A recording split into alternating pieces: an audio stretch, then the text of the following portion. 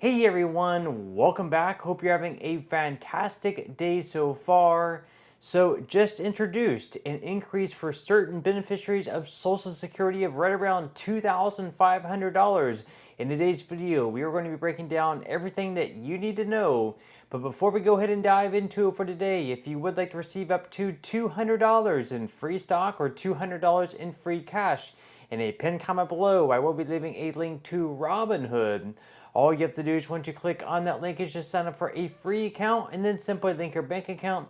You do not even have to make an opening deposit. At that point in time, Robinhood will be sending you one free stock worth all the way up to $200. And if you'd really just have the cash, all you have to do is once you receive the free stock is just sell it for what it's worth and then transfer the cash value right back to your bank account.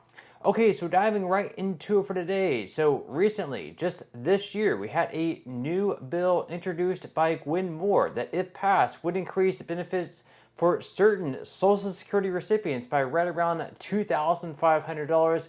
This is a bill that could perhaps have bipartisan support.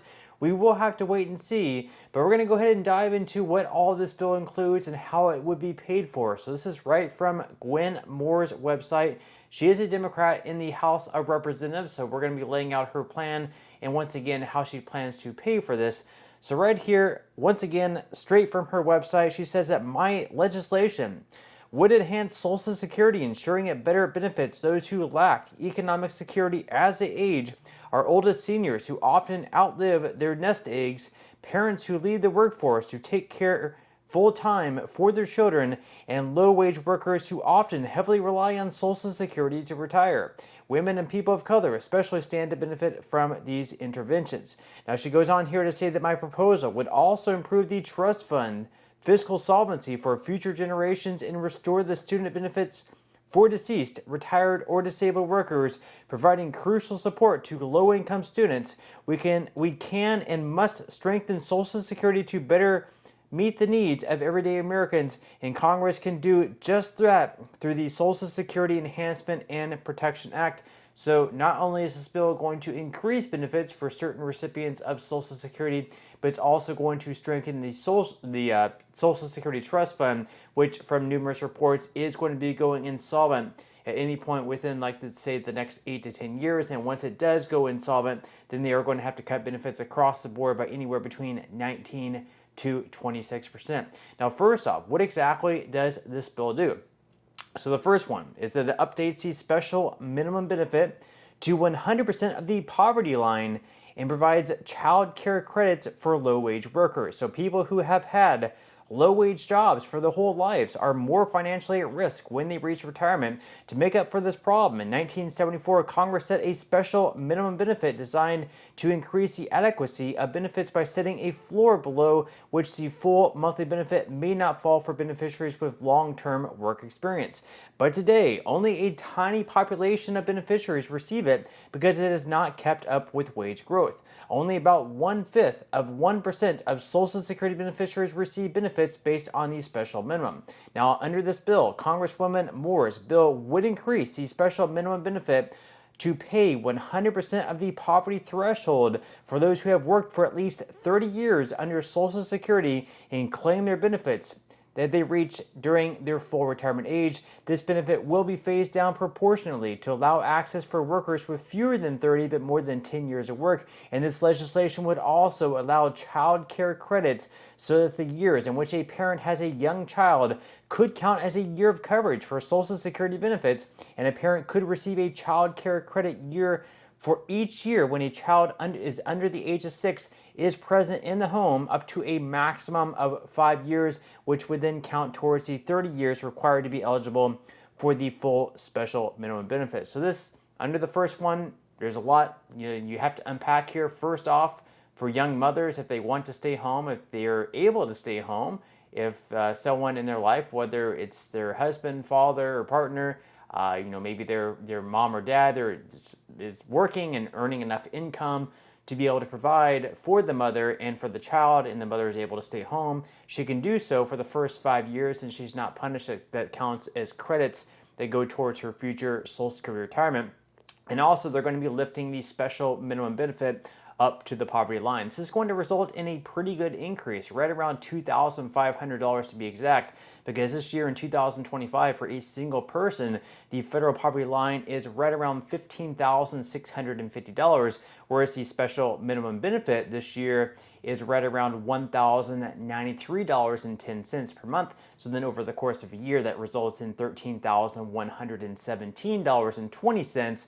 So then, of course, you take the $15,650 federal poverty line, and then you subtract the $13,117.20 special minimum benefit, what they would earn over the course of a year. And with that, it's going to result in an increase of right around $2,532.80 over the course of an entire year. So again, an increase of right around $2,500. That's going to be extremely substantial. Leave your thoughts and comments below on that. Now, not only would this bill increase benefits, and also allow young mothers who decide to stay at home, or even young fathers who decide to stay at home, to be able to accrue retirement credits for Social Security, but it would also increase benefits for 20 years after becoming eligible for retirement. So people who live beyond the age of 85 are more likely to be financially vulnerable, even with Social Security.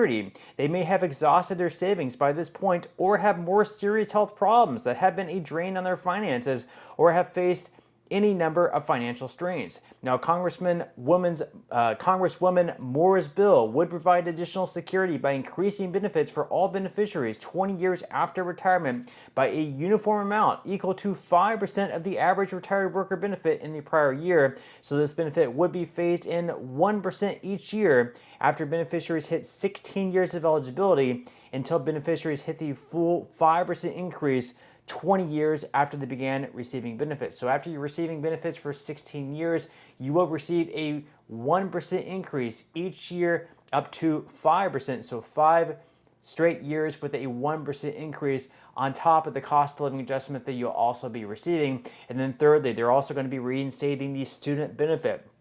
So Social Security benefits are paid to children whose working parents has died, became disabled, or retired. Currently, these benefits are paid until age 18, but from 1965 to 1981, students were eligible to receive those benefits until age 22 if they were enrolled in college or vocational schools. Research demonstrated that this benefit was particularly helpful and high impact for students of color and for low-income families with parents working higher risk blue-collar jobs. This benefit has also been disproportionately helpful to women, as they are often the ones left to raise the children and help put them through college if the father is deceased or disabled. And Congresswoman Moore's would restore the student benefits for children of deceased and disabled workers up to age 26, as long as they are enrolled in college or vocational schools. So leave your thoughts and comments below about what this bill does. Are you in favor of it? Are you against it? Leave your thoughts and comments below. Now, obviously, they would have to pay for all the things in the bill, such as the increases and everything like that. So as far as how she plans to pay for it, as well as make the Social Security Trust Fund solvent for a longer period of time. First off, she would be eliminating the cap on Social Security payroll contributions. So Social Security payroll contributions are capped at $176,100 in 2025 for higher wage earners.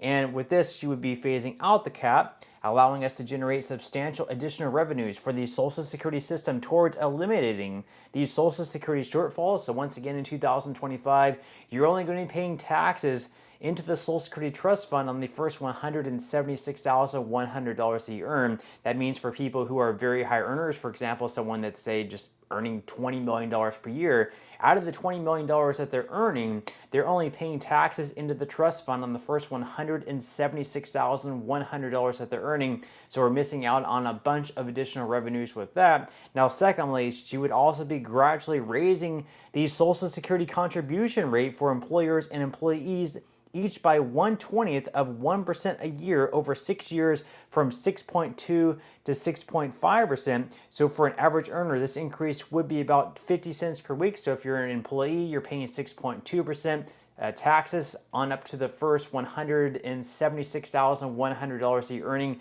this year in 2025. And then your boss, your employer, is matching that at 6.2%. So in total, that comes up to 12.4%. If this bill were to pass, you as an employee would eventually have to pay 6.5%. Your boss or your employer would be matching that 6.5% for a total of 13%. And of course, if you're self-employed, you would have to pay that entire amount, the entire 13%. So you would have to pay more taxes if this bill were to pass. What do you think about that? Leave your thoughts and comments below.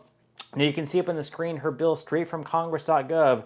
You can see right now it does not have any co-sponsors, but again, it is a relatively new bill. I think she could at least get Democrats behind this bill because a lot of her ideas are from other bills, such as in Bernie Sanders' bill, where they would be increasing the special minimum benefit. Of course, in his bill, he's actually lifting the special minimum benefit to 25% above the federal poverty line, whereas in her bill, she's only lifting the special minimum benefit up to the federal poverty line. So again, leave your thoughts and comments below about this bill. Do you like it? Do you dislike it? Leave your thoughts and comments below. I would definitely love to hear what you think about it, but that's all we have for today's video, and I will see you in the next one.